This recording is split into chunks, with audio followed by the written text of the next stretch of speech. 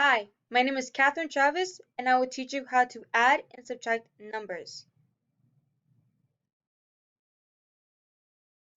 At a young age, mathematics is a concept that we believe we'll never get, but once we practice, it gets really easy.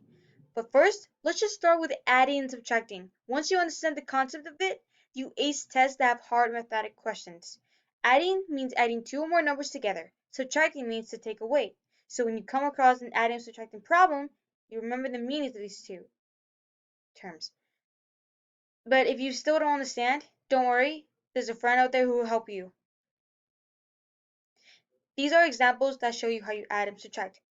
For instance, number 1, 4 plus 4 equals 8. As I said before, adding means to add two or more numbers. So, there you go. However, for subtracting, it means to take away, as I said. So 6 minus 5 equals 1. I hope you understand this lesson. If not, then don't worry. You'll get it.